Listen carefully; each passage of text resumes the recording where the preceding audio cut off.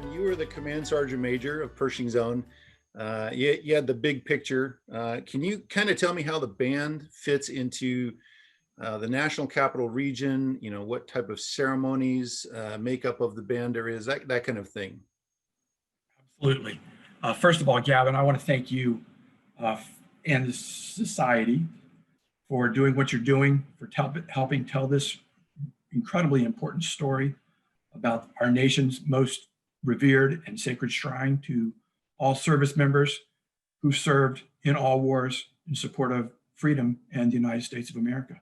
Thank you for doing that.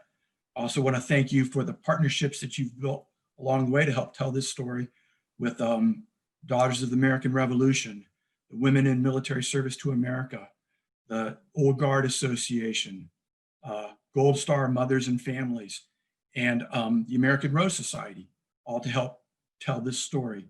I'm incredibly grateful for the Army Band to be able to be brought in and help tell this story as well. I do want to, just before I launch into the other piece, I just want to take a little something that Adam had said about the great General John Pershing, who was an incredibly innovative and transformative leader. While I don't know General Pershing and I'm not a Pershing scholar, I'm quite confident that he didn't want to just replicate those bands that he heard. He wanted to crush them. He wanted to build a band that was not every bit as good, but better. And frankly, I think he did it. It took some time.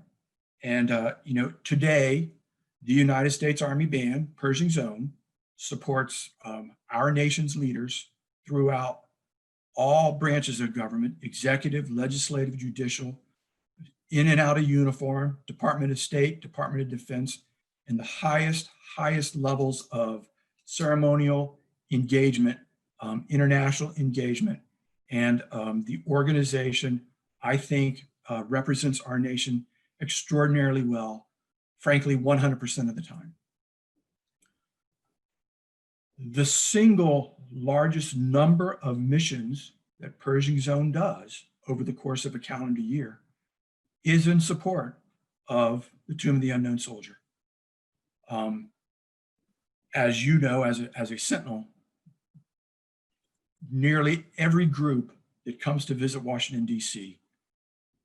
wants to come and visit Arlington National Cemetery and wants to come and watch a guard change at the Tomb of the Unknown Soldier and watch a wreath ceremony. And it's those wreath ceremonies, those public wreath ceremonies, that the Army Band buglers are afforded the opportunity to participate in that time-honored and incredibly impactful ceremony.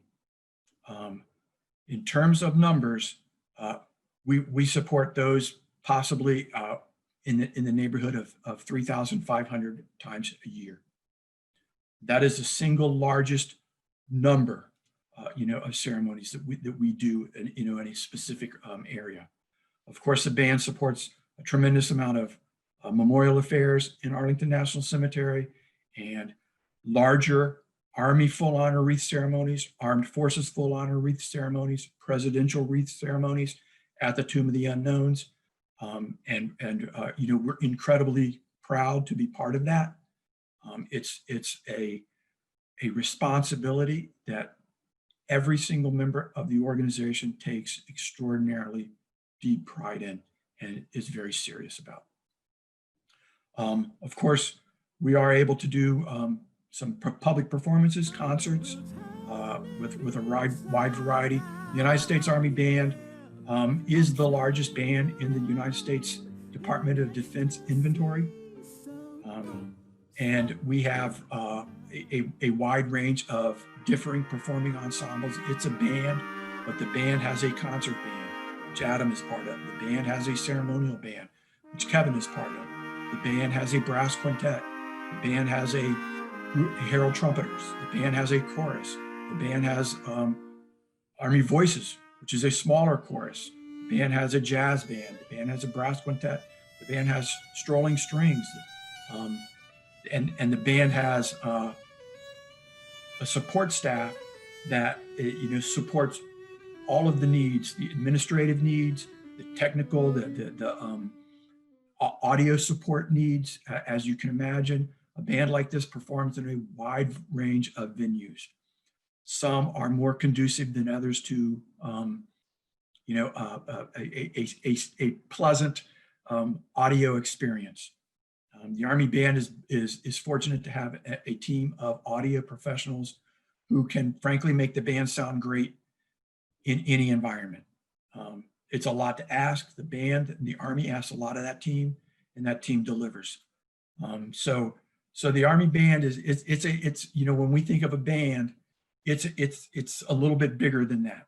It's a large organization that frankly supports every step of the way for our soldiers once they get to the organization to retirement.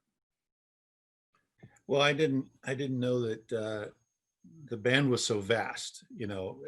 Coming from the infantry side and being assigned to the regiment, we're told about the band, and then we see a lot of different things that go on, but we don't realize just how complex of a unit and the missions that they have. So, Dan, I appreciate you telling us all about that. But the one thing I know you left out something, and I want to circle back to that before we get too far.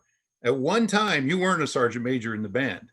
You were kind of like Kevin and Adam. And what'd you do when you were there? I joined the band as a trumpeter. I was fortunate to take one of those extraordinarily competitive auditions and be selected to join the band. And it was particularly special for me because the person who had retired, the position that opened up, was actually my first trumpet teacher, a gentleman by the name of Sergeant Major Pat Mastrolio, who had the honor of playing for the Vietnam War era unknown ceremony. So I joined the band after Pat retired, and I spent 10 years as a trumpeter in the concert band and a trumpeter in the ceremonial band and a bugler in Arlington National Cemetery, and most specifically a bugler at the Tomb of the Unknown Soldier. And it is certainly one of my most prized memories is to be able to partner with the Sentinels and render honors to our nation's unknown heroes on the plaza at the Tomb of the Unknown Soldier.